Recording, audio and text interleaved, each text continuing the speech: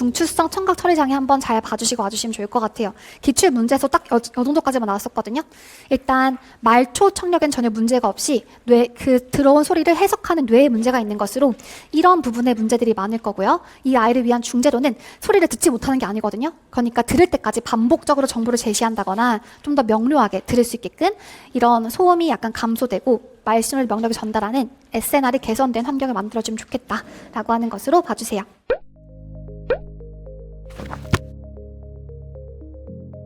그다음에 시각장애교로 갈 때 이 아이가 등하교가 어렵다 보니까 등하교와 관련된 지원을 법제 몇 조에 의거해서 받을 수가 있었죠? 28조 생각하시면 되겠죠. 그래서 통학 지원이라든지 또는 통학비 지급을 할 수 있겠다라고 하는 거 봐주시면 좋을 것 같아요. 특히 여기 있는 교육감 같은 경우에 학교의 장이 이런 것들을 할 수 있게끔 제공해줘야 된다라고 하는 맥락으로 봐주시면 되겠습니다.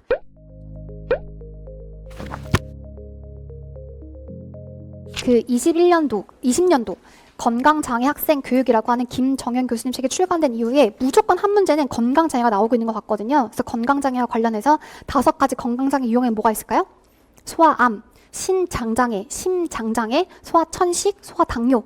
이게 나오면 좀 쉬운 문제예요. 그런데 그 건강장애와 관련된 이론 파트 있죠. 병원, 학교, 원격 수업, 순회 교육 이런 것들 묻는 문제가 되게 까다로운 문제란 말이죠. 이런 거 꼼꼼하게 봐주셨으면 좋겠습니다. 실제 중등 기출 문제에서는 건강장애 이론 파트와 관련해서 병원, 학교 엄청 자세히 나왔었고, 그다음에 법적인 정의와 관련해서 장애인 등에 대한 특수교육법에서 어떻게 건강장애들을 선별하고 진단하는지, 특수교육운영위원회에서 어떻게 결정하는지 이런 것들 다 물어봤었죠. 심지어 건강장애 선정 취소 사유 이런 것도 다 나왔었잖아요. 그럼 이제 병원, 학교는 자주 나왔었으니까 이번에 제가 원격 수업을 물어봤었던 문제이거든요. 보시면 일단 건강장애 특대상자 선정되게 되면은 학교 출석이 곤란해야 건강장애가 되는 거니까 학교 출석 이외 대안적인 교육 배치 형태로 3가지 뭐였죠? 병원, 학교에 입교하거나 또는 화상 수업을 통해서 원격 수업을 받거나, 3번째는 순회 교육을 받을 수가 있겠죠. 얘가 속해 있는 뭐 그 병원에 마침 병원, 학교가 없다 그러면 교사가 병원으로 가서 가르칠 수도 있어요. 그게 바로 순회 교육이 되겠죠. 그래서 주된 수업 형태는 원격 수업을 제외하고 나머지 순회 교육이나 병원, 학교 쓰시면 되겠고, 그다음에 순회 교육과 관련해서 이거 저희가 이미 문 풀 때도 많이 풀었었던 부분인 것 같은데, 순회 교육과 관련해서 제 총론에서는 순회 교육 교육과정을 결정하는 주체는 누구였죠? 시도 교육청이라고 생각하시면 좋을 것 같고, 특히 장애인 등의 여기서 보시면 순회 교육 대상자의 무엇을 고려해야 돼요? 바뀐 부분? 배치 환경이요. 맞아요.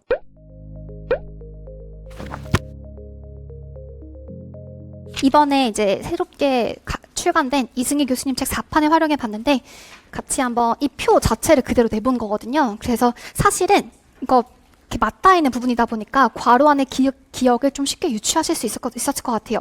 빈도 기록 같은 경우에는 관찰 시간 동안에 학생 행동을 할 때마다 기록하는 방식이기 때문에 정확한 행동의 발생 횟수를 구할 수가 있을 겁니다. 반면에 간격 기록은 관찰 시간을 엄청 짧은 시간 간격 나눈 다음에 각각의 간격 내에서 뭘 측정해요? 행동의 발생 유무죠. 그래서 뭐 전체 간격, 부분 간격, 순간 시간 표지법 이렇게 했을 때 그 간격 행동이 발생했냐 안 했냐를 측정하는 게 바로 간격 기록법이었다라고 하는 거 기억하시면 좋을 것 같아요. 그래서 기록 방식은 동그라미와 X로 하거나 뭐 발생했으면 1, 발생하지 않았으면 0 이런 식으로 기록할 수가 있을 거고요. 그 다음에 자료 요약이라고 했을 때 우리 그 행동 지원 파트에서는 내가 관찰한 행동을 요약하는 방법이 총 3가지가 있어요. 관찰한 단위 그 자체로 요약하는 방법이 있죠. 몇 회, 몇 시간, 몇 분 이렇게 할 수도 있겠지만 이 관찰된 그 기록물을 좀 바꿔서 볼 수가 있을 텐데 2가지가 있었습니다. 바로 비율과 백분율이라고 하는 2가지 방법이 있었어요. 비율이라고 하는 건 바로 뭐예요? 관찰한 행동을 전체 관찰 시간으로 나눠서 분당 발생하는 횟수로 구하는 게 바로 비율이었잖아요. 그래서 비율로 구했을 때 장점이 2가지가 있을 수 있겠어요. 관찰하는 시간이 다른 조건이 주어진다면 2번 쓰시면 되겠고, 일반적인 장점을 쓰라고 한다면 3번도 가능합니다. 그래서 단순히 행동 발생 횟수만 아는 것이 아니라 이렇게 분당 발생 횟수를 비교하게 되면은 얼마나 능숙해지고 있는지, 유창해지고 있는지 이런 것들에 대해서도 알 수가 있겠다라고 하는 거 봐주시면 좋을 것 같아요. 반면에 백분율이라고 하는 건 전체를 100으로 봤을 때 해당하는 행동의 발생이 차지하고 있는 비율을 구하는 거잖아요. 그래서 마찬가지 백분율 같은 경우에도 비율과 똑같은 장점이에요. 관찰 시간을 동일하게 만들어주기 때문에 비교가 용이하다라고 하는 것으로 봐주시면 좋을 것 같습니다. 특히 이제 간격 기록 같은 경우에는 자료 요약을 뭘로 하죠, 쌤들? 전체 간격에서 행동이 발생하는 비율을 구하는 거기 때문에 백분율로 구하게 될 거예요.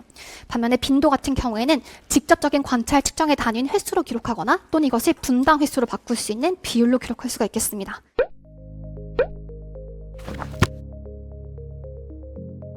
그 다음에 학생 G는 지금 오랜만에 원시반사 TLR인데요.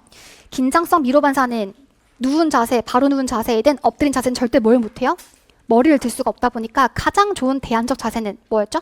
대안적 자세는? 맞아요. 앉기 자세를 유지하기 어렵다면은 옆으로 누운 자세가 가장 좋은 자세였을 거예요. 부득이하게 엎드린 상태에서 과제를 수행해야 된다라고 한다면 웨지 같은 것들을 올려주겠죠.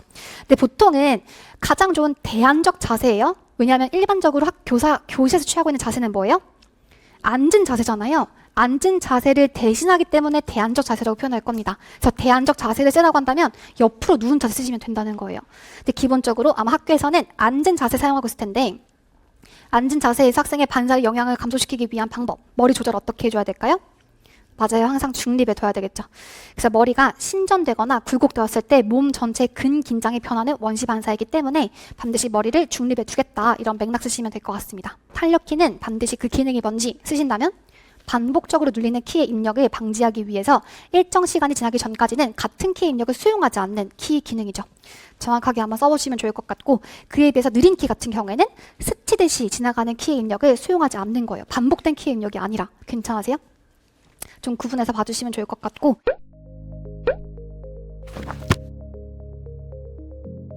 자기 코칭문의 기능은 바로 뭘까요? 키워드? 일반화나 기억 상기하기 위함이다. 이런 거 쓰시면 될 것 같습니다. 정보를 기억하고 조절하기 위함. 개인적인 전략이 포함되어 있다.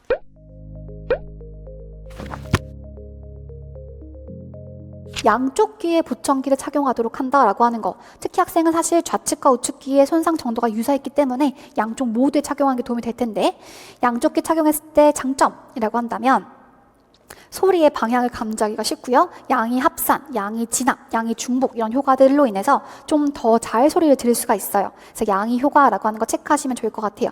양이 합산, 양이 진압, 그다음에 양이 중복 이런 것들에 의한 양이 효과로 인해서 양쪽 귀에 착용하는 것이 훨씬 더 효과적이다라고 하는 거 봐주시면 좋을 것 같고 근데 만약에 이렇게 좋은 거 알겠어. 근데 부득이하게 꼭 한쪽에만 착용해야 되는 친구가 있을 수 있거든요. 그럴 때는 이런 것들을 고려해서 어떤 쪽 귀에 착용할지를 결정해라 라고 하는 것도 봐주시면 좋을 것 같습니다.